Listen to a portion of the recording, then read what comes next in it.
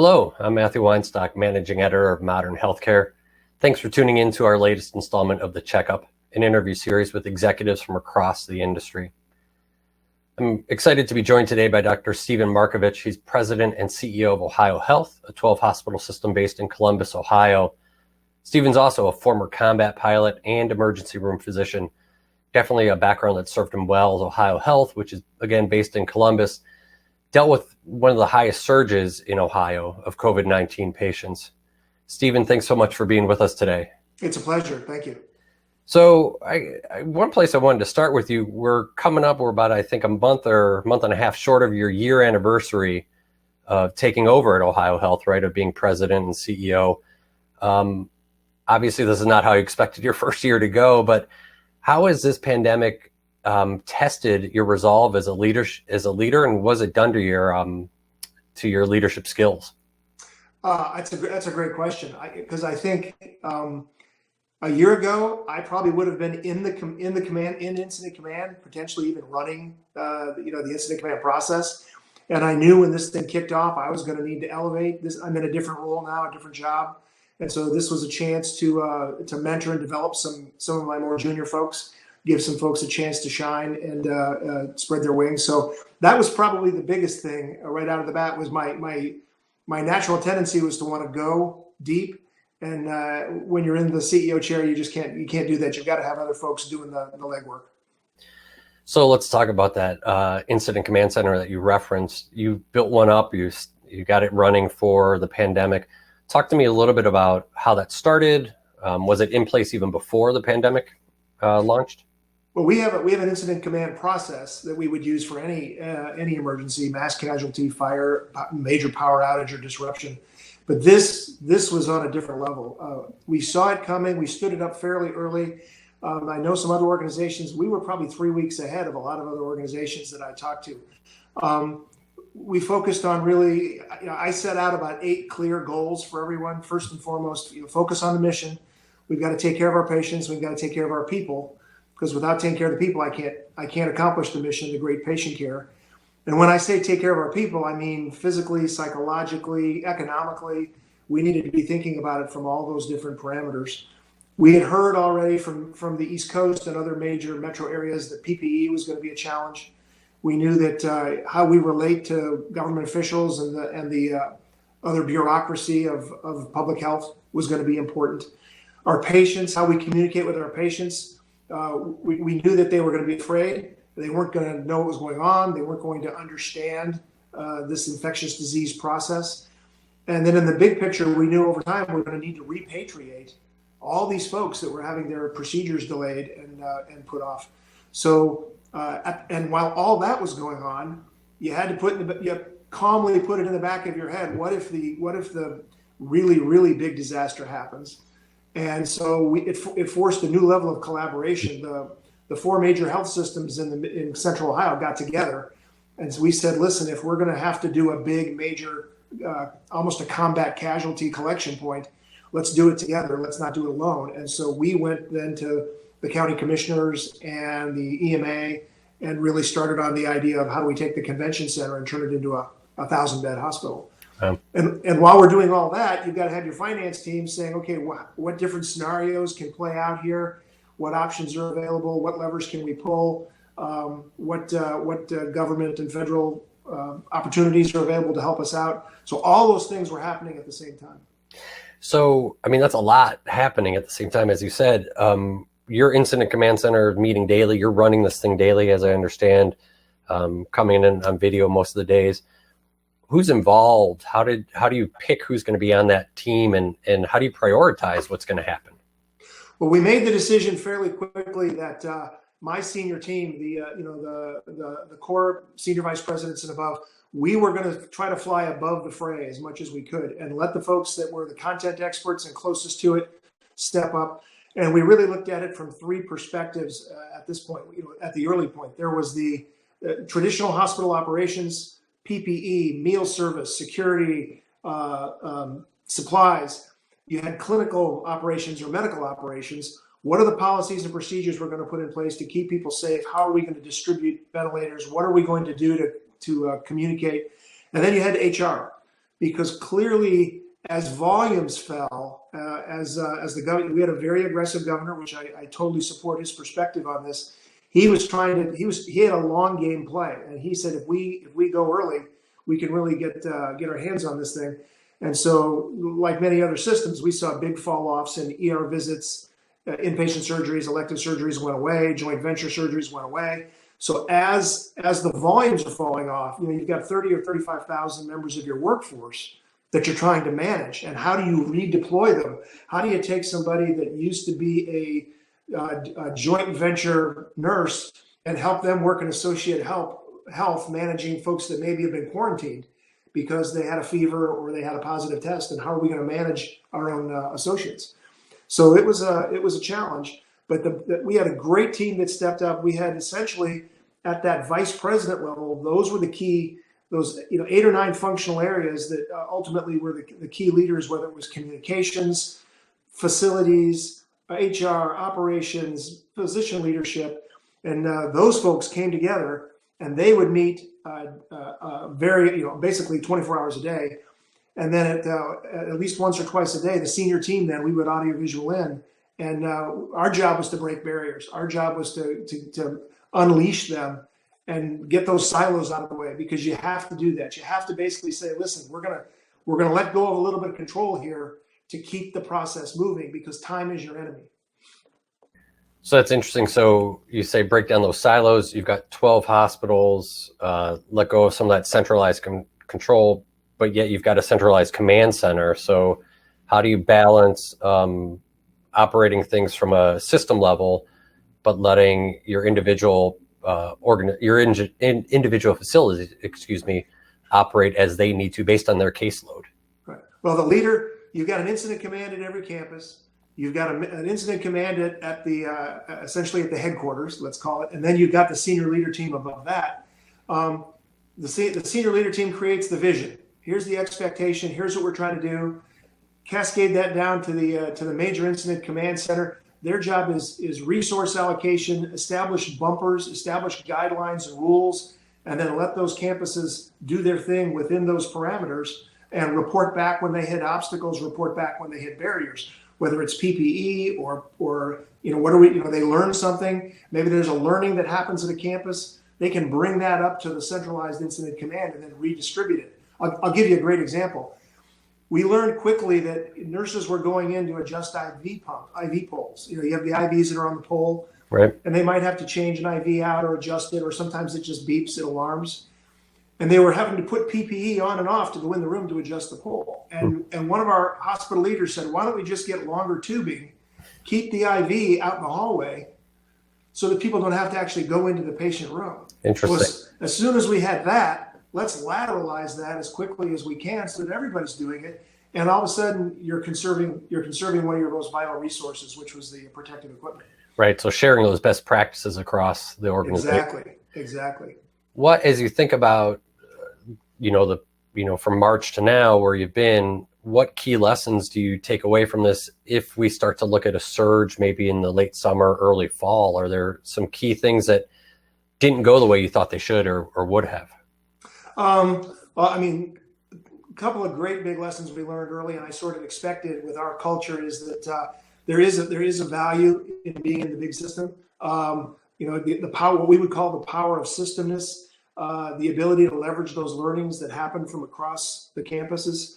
The other thing that is hard, it doesn't come naturally for a lot of people, is you really do have to trust your people and recognize that you're operating in an imperfect world. You're operating in a world where your knowledge isn't perfect. You may have 80% of what you need. Normally you'd have a team that puts together reams of data and PowerPoints, and you think through every decision. And all of a sudden, what in the past might have been 15 people around the table becomes 2 people standing up in 5 minutes saying, okay, based on what we know, here's where we're going to go. And so you got to support people that are in that kind of situation and recognize that the environment is fluid and you're going to have to adapt. You're going to have to, you may have to change what you did yesterday. It may not work today. So it's constant disruption. And that's the thing I think to be prepared for as we move into potentially a second wave, is this idea of we don't know what we don't know. We can have as many contingency plans as possible, but if you can create flexibility and adaptability, you're going to, I think, do a much better job weathering the storm. I'm curious too, as I said at the outset, you're a former combat pilot. I know you were deployed after 9/11, emergency room doctor. How has that experience, how have those experiences helped you in this crisis? Well, I think I've always thought there's a clear alignment between what I did in my previous career and then in healthcare. It's very, very mission focused, very focused on the people. It is thousands. You take a single jet and get it into combat. It took thousands of people to make that one thing happen. And healthcare is very much the same, very much a safety-driven culture.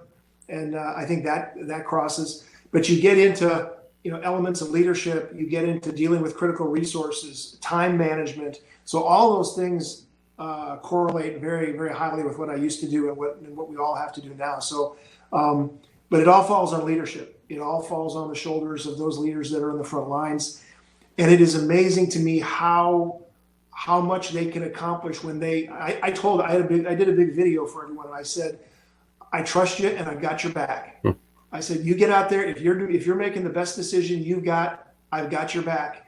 And that I got more feedback on that they just felt empowered to go out and take this thing on.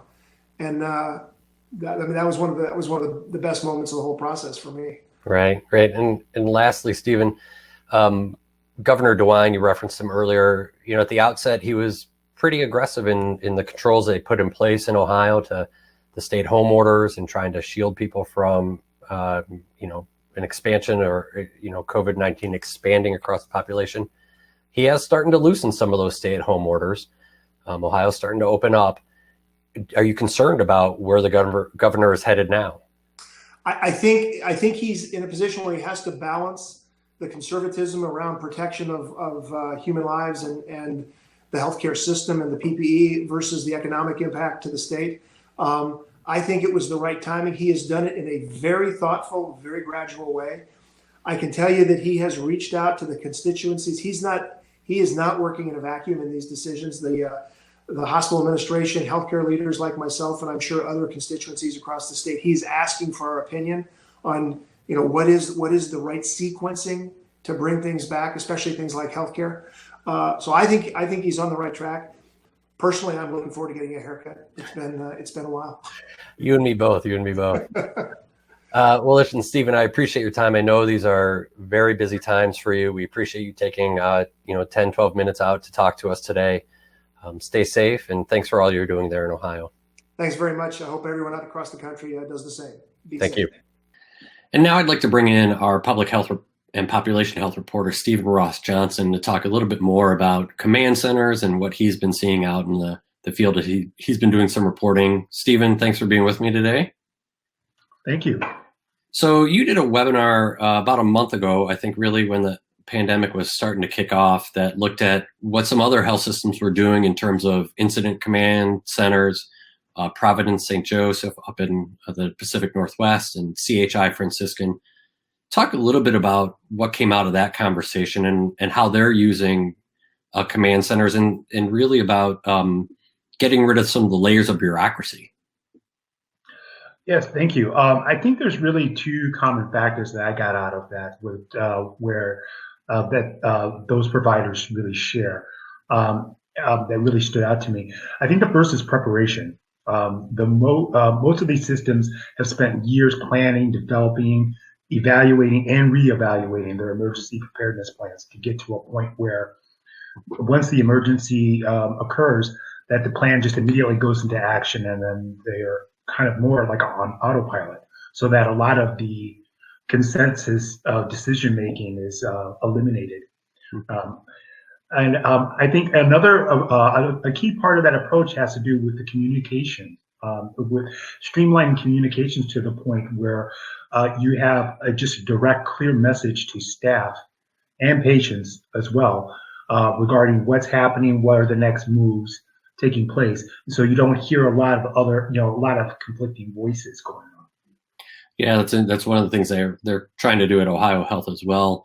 I think one of the other things that stood out on your webinar to me was CHI using AI to really help guide some of their process, right? They're using that to help them adjust staffing and even some of the flow of PPE and other things, right?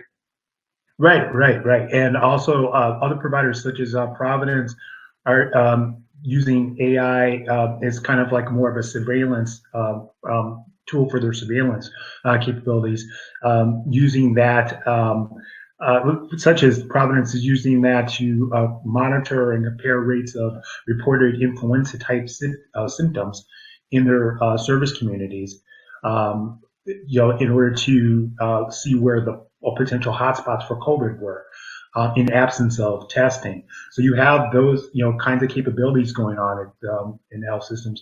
As you mentioned CHI, they launched their mission control response center launched last August to keep real-time inventories of the system's capacity, which includes everything from negative airflow beds at their hospitals, the amount of equipment each facility has in stock, et cetera. And that allows them to really deploy and redeploy resources where it's needed. Interesting. Lastly, Stephen, sorry, you're our population public health reporter. So what else are you hearing in the field as you talk to sources, just some of the unique pop health approaches folks are taking with COVID-19? Well, this is a really interesting time when it comes to pop health, in the sense that the current situation and the emergency really highlights where providers are in terms of their management efforts. In the short term, you have systems that are able to leverage their work on collecting patient data to help with their care coordination efforts to better understand which communities might be at risk. So they're doing a lot of risk stratification in that sense. But the other side of that equation is a lot more challenging, something that providers are just beginning to assess. And I think that's the long-term impact that the pandemic will have on their population health objectives. Try to adjust things such as social need, narrowing health gaps between certain groups.